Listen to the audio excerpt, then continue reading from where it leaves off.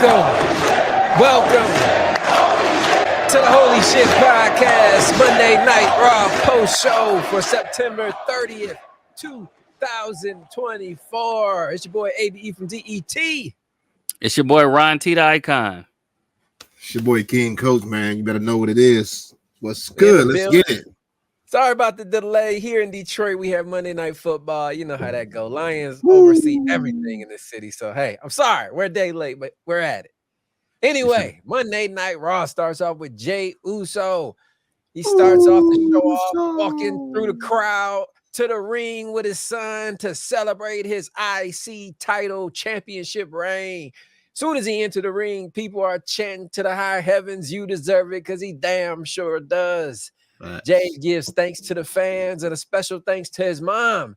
Then comes out Braun Breaker to pull a classic babyface turn, congratulating Jey instead of the obvious spear from hell, knocking him clear off his feet. He chose the high road, shook his hand. Sportsmanlike, they both go both ways, and it looked like we got two red hot baby faces now in WWE. Ron T, your thoughts on the start of Monday Night Raw? I want to say first, Coach called it. He did say it. He said Brian about to turn babyface. Yep. That's definitely what it looks like. I would like to say I also think Jey Uso forgot his lines because he was up there for like 20 minutes. Right. Yeah, and he said something he could have said in 5. Right. But maybe it's it was cool. the emotions. Maybe it was. Yeah, it was. I would say it was a little bit of emotions, probably. But he'll get better. They put the title on him. They believe it. He probably got coached when he got back to the back anyway. But I thought this was pretty cool, and I'm excited for. We haven't seen babyface Braun since his NXT days when they were that NXT 2.0. So I want to see what they're gonna do new. Babyface Braun with a little bit more of an attitude. So, yeah. Coach, your thoughts? I was definitely feeling it, man. I agree with Ryan. He did forget what to say, so he just started trying to ad lib it like, "I love y'all." Yeet. Yeah, right. Yeet. A lot. Yeet. Yeet. Even more than that. Yeet. I was like, oh, okay, he like fishing for something to say, but it was a good start to Raw. I knew that was gonna be the case. They gotta capitalize off of this as much as they can right now. And shout out that gold Yeet shirt and that new belt with the blue in it. That IC title looked way better with just that little hint of blue, man. Yeah, I was just hoping somebody was up there with his son. Don't leave him up there with them. I was thinking the same thing. Who watching your son? What the hell? Jimmy's back there. That's what it is. Jimmy was up there. They just didn't know. You just won a title. Now you getting Child Protective Service called on you. TPS in the back waiting on you right now. Right. Shout out. He'll come back to they were like they're gonna be yeeting his son. Yeet. All right, but next up we got Xavier Woods. He defeats Rey Mysterio after he supposedly accidentally pulls the mask off and gets the roll up for the quick 1 through 1, 2, 3. Kind of heelish to me, But Coach, your thoughts on this? Xavier beating Rey Mysterio. I could see they trying to create something. They're trying to push a narrative here. So I'm with it specifically for what they are trying to push right now. I just hope they can execute on what they're trying to do. But we all see the breakup coming. We all see the ain't no more New Day. It's all old day now at this point. So I just want to see how they gonna execute it all the way to the fullest now. Yeah, Ryan. All right, so I'm going to leave my full thoughts on this to after later on with Kofi's situation. But I like this. First, I thought it was a botch at first. Like, he didn't drop Rey, and but they played it off pretty well. They made it look like a botch. Like, oh man, I accidentally took his mask off. But I like that he took the pin. Yeah. He was like, oh, but what do you expect me to do? Right. What do you want me to do? But I like the way they did that, and then the setup afterwards. I see what they're trying to do. I hope they execute it correctly, but I think they're going to do something different than which I think they're going to do. And I'm my thoughts they have later to. on. They have to though. Yeah. Something's got to happen. Man. Next up, With the help of a knee from Sonya Deville, Zoe Starks gets the win over Lyra Valkyria. And afterwards, PFC is attacking Lyra, and out of nowhere comes Carter and Chance to return for the save. Your girls are back. Ryan T, your thoughts on this segment? She had the blinged out mask on. Right, like she that. had the Rip Hamilton with the Swarovski crystals on it. Man. And she came back fired up too. I hope she keeps this like unhinged attitude to where, you know how you got a Chihuahua. Yeah, how the Chihuahua's always acting, and she was holding her back like, stop, leave the mailman alone. Right, so that's how she was holding her back. So I hope she keeps this like fiery thing to where she's sitting there waiting to get in the ring the whole time. When she tag her in, she like, I hope she gets this little attack dog type of mentality and keep it up. I like this.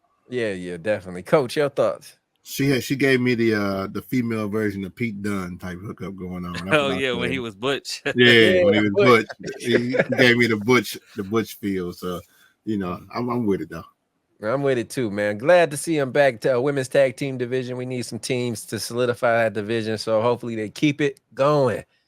But next up, Drew McIntyre and CM Punk have a hate-fueled promo inside of a Hell in a Cell cage surrounded by security leading up to their match this weekend. Coach, how was you feeling on these emotions? They was both feeling pretty amped up, full of hatred. Was it believable to you? Is you done with this? Your thoughts on this whole thing? I'm kind of done with it myself, but the weird part about it is I think it's hard for Drew to keep a straight face. He's keeping the smirk on his face right now, and I don't know if the smirk is intentional or if he just can't if he might be done with it too. He like, look, he's still doing this, like right. That smirk is killing me right now. Oh man! Shout out to whoever his tailor was. Clean suit. Yeah, he was clean suit. Ryan, your thoughts though? I actually like this segment. I'm hoping that this is definitely is the end of the feud. And I think they're doing it properly. It went on a little bit too long, but they're going to end it properly. I don't know who's going to win this match. That's another thing that I like. But I thought Drew McIntyre killed it on the mic. Yeah. And then he left it as it was. And then CM Punk one-upped him. And I was just like, this was a really good promo. Like, this is how you take like real emotions and the real history and blur the lines like they were talking about when we were watching the Mr. McMahon. This is how you do it properly, because they look like they really hated each other. Yeah. And it was really believable. So I'm excited for this match. I want to see how far they go. I don't think they're going to dip into AEW territory, but I think they're going to get as close to that as you can, and it still be kind of PG. So I'm excited for it. Yeah, I thought this was a hell of a promo. No, go ahead. What's crazy is that there's no wrong winner. You know what I'm saying? Like, either way it'll still be good. So that's what I like about it. I liked the segment. I think it was fire, but it is just something about CM Punk that I've never been a fan. It's not that I don't like him. I just don't trust him. I just don't get it. I took a break from watching wrestling. It was like the Ruthless Aggression era. And I did the same. That was his rise. So I missed that. I think that's why same thing with Cena. I don't have an attachment to Cena because I didn't see his rise. And same thing with CM Punk. I mean, I respect Cena way more than Punk, though. Way more. And plus, being an AEW guy, CM Punk was just a little shithead there, man. I just did not like him. Man. Well, he brought that old school WWE mentality to AEW, and that wasn't gonna fly because they do stuff differently. And I think that this run with CM Punk, he's in his comfort zone because he's, like he said, he's back home. I think he really feels that way. I miss peak era CM Punk as well. I saw at the beginnings of it, and that's when I kind of stopped watching. I miss MVP's peak. I miss Cena with his rise through the Ruthless Aggression. I was in and out. I was like a casual watcher. I missed the whole, like, I did see the Shield because I was a casual. That's when watcher, I started back heavily when Shield debuted. That's when I jumped back in. But right before that, I missed all of that. I missed the whole thing with who else was it that was in that whole era? It was Cena, it was CM Punk, it was MVP, and I think it was Daniel Bryan. I missed all of that. But see, I felt Daniel Bryan though. When I came in, he was still on fire. So I felt that. I caught the tail end. I caught the tail end of Daniel Bryan before he had to retire. So I was like, oh man, I just started liking this guy. He had to retire. But I hope Drew Claymore his head back to Chicago. Fuck CM Punk, man. Anyway, next up, the Judgment Day get the win over LWO with the help of Finn Balor and Liv Morgan pulling off their unusual shenanigans. And afterwards, Finn and Liv cut a promo warning Damian and Rhea before their upcoming matches this weekend. And of course, they come out for a fight. Liv and Rhea, they get to fighting, but Damian, he gets the short end of the stick all by himself with the fellas getting his ass whooped, laid out. Judgment Day stands tall. Coach, your thoughts on this segment? Man, I was liking this. I like every part of this, man. Like I like the fact that Damian was kind of one up in all three of them at one point in the beginning parts of it, and then they just wore him down and it was a wrap. What I didn't like was shout out to Minx for saying this, but Liv doing that running crap was like, come on. Minx, you're right every time. Every time. Yeah. So she's a runner, she's a track star. I mean, I was glad to see her come back. You know what I'm saying? Like, don't leave them hanging. But you know, the whole little sneak attack, let me try to come back and get down. But and it didn't work. So I don't know. It's gonna be I think Rhea might be either getting it back or they got something up their sleeve, one of the two. Yeah, I agree. I was just thinking about that too. I said I know Minx would have been like, "Oh, I hate it. She running again." But at least she got a little bit of respect for coming back. But yeah, I thought Dom was gonna get his foot crushed, and I was like, somebody he gonna crush his foot in that cage. Right. And she threw him in the cage. But yeah, she came back. She still ran. I want to see. Put him up. Right. Now I want to see what's going to be the turnout if Rhea does lose, which I think is a possibility. It's because somebody else is going to get involved that we're not expecting to get involved. Yeah. Maybe Raquel comes back.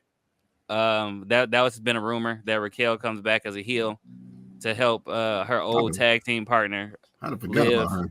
I forgot about her. That would be nice if she came back.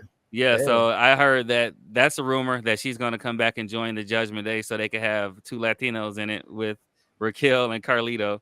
Right. And so I'm excited to see that. And I like the fact that Damian got laid out again because I think it's not believable for him to just keep taking on everybody like that because you're continuously making the Judgment Day look weak. And I like that when they work together, they got him down. And I want to know how somebody takes 3 of those coup de grace. Like, how do you take 3 of those? Like taking one in a match and then the match is over, that has to hurt. I don't know how he does it without hurting people. I'm impressed every single time. But I did like this segment though. Speaking of Finn, man, is it just me or some sneaky? Like they it's like they were sneaky with Rhea and Damian. Mm-hmm. I feel an underlying sneakiness behind Dom in them when it comes to Liv and Finn. Because at the beginning of the show, he was like on the phone, he was like, "Yeah, I'm running late. I'll be there." And tell Liv I took care of that business. And then Dom didn't say nothing about it. Yeah, he didn't tell her nothing. I saw that too. I was like, what's going on right there, man? Something is brewing right there, man. We might be having a Dom babyface turn coming up pretty soon. Yeah, because he gonna get Liv is technically Bullet Club. She joined them. She gave her AJ and Finn the 2 sweet one day. So I don't know. We'll see, man. We shall see. The next up, Xavier Wood once again, more heelish tactics, trying to grab the ankle of Chad Gable during his match against Kofi Kingston, trying to distract him, but he messed it up. It backfired. And Chad Gable ends up getting the win over Kofi, leading to all type of arguing behind the scenes. It was an interview later on, and they were still arguing. It felt like they were arguing for hours backstage. But you said you had something to say about this, Ryan, earlier. What was your thoughts on this? So I don't think they're going to break up the New Day. I think they're going to turn the New Day heel. I think that Xavier is going to say, "Look, it's working for me. You just need to embrace it." And I think Kofi is going to embrace it in the match, and they're going to win. And then they're going to go to win streak by doing Eddie Guerrero type sneaky stuff in the match. Shenanigans. And I think they end up getting the tag team titles one more time by being heels. I think that's because we've never seen the New Day successfully as a heel. That is a good idea. I think that's where they're going to go with I it. wasn't even thinking of that. So yeah, you hit me out the blue with that one. You might be on something. I would like that. I would definitely. Yeah, I would too. That's the way to keep them together, and it's something different. Yeah. Go from New Day Rock to New Day sucked. I went around with that one, man. New Day sucks. Like it's just gonna have to. Right. It fits. I'm telling you. But yeah. Nah. I'm around with that one. I like that assessment that you just did off of that one, man. Yeah, that was bravo to you, sir. Right on the money. Yeah. Right on the money. But next up, we got Gunther and Sammy. They face off in the ring, and Sammy is still trying to get his title match. Gunther goes on to say how when Sammy beat him at WrestleMania, he had his whole family out and how disappointed his father was in him. And Sammy tried to pull on a heartstring, saying, well, he's going to be disappointed in you for being a coward. And that of course, set Gunther off, laid him out, grabbed the mic, and said, I accept your match. So we are getting Sammy versus Gunther for the world title. Coach, your thoughts on this segment? Man, the consistency in Sammy, boy, he gonna tap on you. He gonna look. Can we do it now? How about now? Are we there yet? Are we there yet? How about now? So I mean, hey, kudos to him, man, for sticking with it and saying what he wants and not giving up on that, man. But I think the match will be a good match for sure. I hate to give y'all, spoiler alert. Gunther gonna come out on top on this time. 1,000%. Breaking news. Right. But it'll be a good match. Sammy put on a good show. He'll take a lot of beating.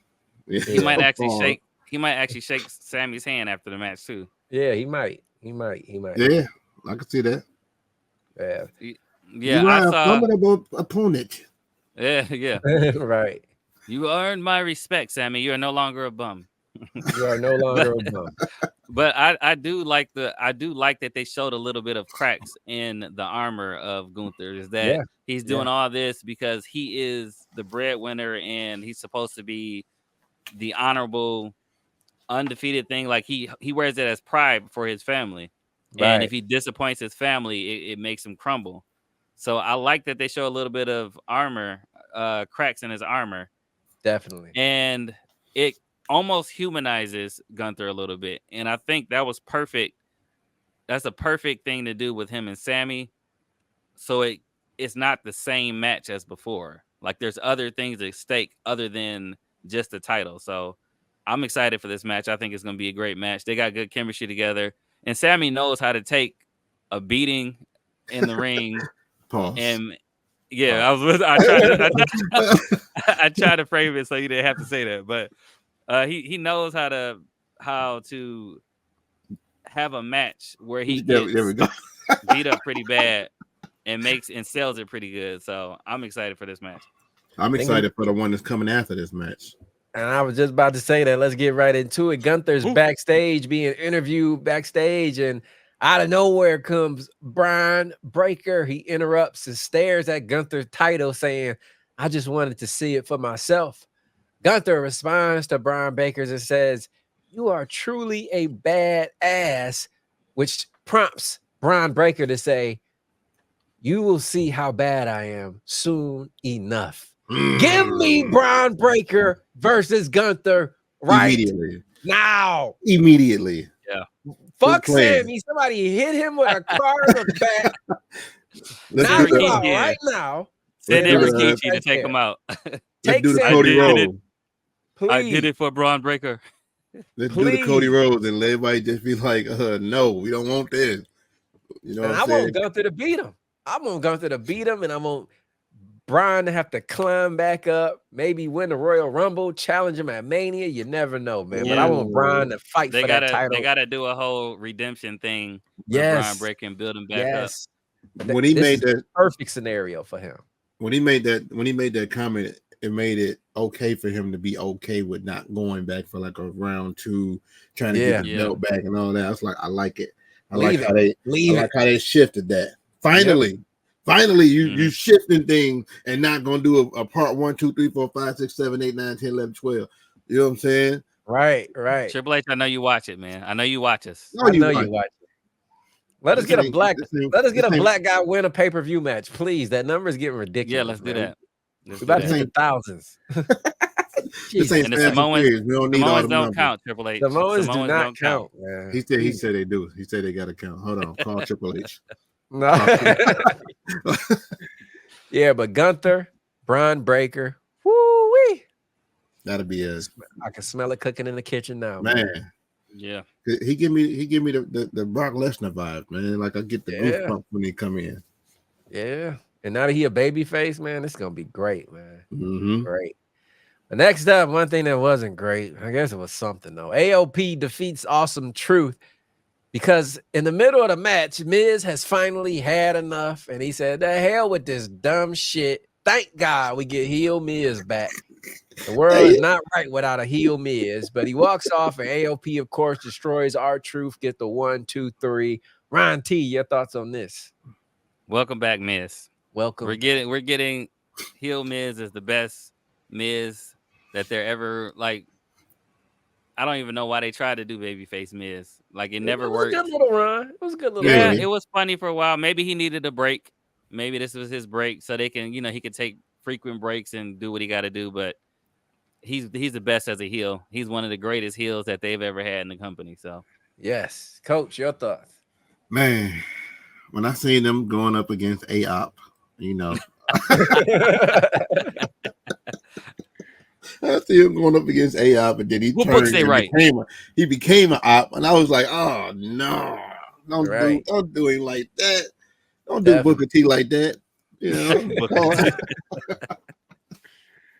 But yeah, man, it was a match. Let's just say that. It was something. It was a match. It was a way for him to go ahead and turn. But other than that, the rest of it was like. You know what I would say? I liked it simply because finally AOP and was it the Final Testament? Yeah. All this meddling and stuff that they were doing before and nothing came out of it. Finally, something came out of it. So now it's like, okay, they actually are planting seeds, and it makes sense a little bit more now. Starting to play out. Man. What if Miz would have went with AOP in there? With that? He don't need to be a part of another team. I want him to do what he did for Bo Dallas and Henning back in the day. Take somebody under your wing and help develop them. That's what Miz need to be doing right now. Oh, like Solo. I don't know about all that, but I love you, Solo. I don't know about all that. Well, somebody needs to be under Miz's learning tree right now. But let's get into this main event. I'm not even going to break it all down because there was so many parts on this. I just want to get y'all favorite parts, but I'll just get the gist of it. At the end of it, the winner is Braun Strowman because, as we all probably know by now, Seth freaking Rollins has returned, curb stomping Bronson Reed's head into the steel steps, allowing Braun Strowman to get the 10 count and become what would you call it? The last monster standing. But what was y'all favorite part? It was so many moments in this match. What was y'all favorite? I think breaking the barricade into the crowd. Yeah. Because that is not done. I don't know if I can ever since they had those barricades that they have now, when they used to have that little metal gate thing, that used to happen. Yeah. But this is the first time they've done it since they had those big giant barricades, because I didn't think that was going to happen. I said, oh, he broke one of them, but I know they're not going to go into the crowd because, that can be dangerous. And then they did it. And I was just like, oh, crap. And they had that lady all up on right. Like she was crying. But I like that part and the part that Brian jumping off the top rope. That was my favorite part. Yeah, I was like praying that, oh Jesus, don't botch this. Yeah, this entire match to me was fire, man. And I'm sure everybody predicted that the ring was gonna do what it did. But I knew it when the match It never gets old though. Never gets old though. Never. But when it happened, you still look at it like, oh, Yes, like let's go. Right. So I was loving all of that, man. And then the icing on the cake was, the curve stomp was like, perfect timing too. Perfect timing. He had climbed up to get up, and then you just see him come out of nowhere and curve stomp. Right. And he had on regular clothes and shoes. He had on regular clothes. Nothing like, what in the world? Okay. Right, man. He didn't come out suited and booted. That's because he left his suit at the Baltimore Ravens game yesterday. Yeah. Oh man, it was a decent Raw, man. Sometimes Raw is rough with the 3 hours, but this kind of flowed through. But on a scale of 1 to 10, Coach, what you giving it? I'm gonna give it an 8, and the only reason I'm giving it an 8, I probably would have went higher, is because they put it on the same time as the Lion game. So I was not a fan of that. Triple H, you could have made some kind of adjustment, bro. Right. You know what's going on. You know what's going on here in the city, man. Come on, man. I'll give it slightly lower, about a 7.8, about a 7.8. I thought it was solid. They had some moments that I thought was, I don't know. I think that AOP thing did kind of take me out of it a little bit, even though I'm glad that the Miz turned heel. And there were some certain, I think Jey Uso's at the beginning, it drugged so long that it kind of brought it down too. But I'm around the same area, man. I had a 7.8. I had a 7.8. Nice little C+ show. Wasn't an A, wasn't a B, but it was a C. C gets you to the next grade. That's all that matters, man. It was a A. They ended it on a high note, though. They definitely ended it with an A, because that they last ended it match with a was banger, crazy. Jey Uso was a little off. You know, hey brother, let's clean this up. You are a champion now. Act like it. Act like you've been here before.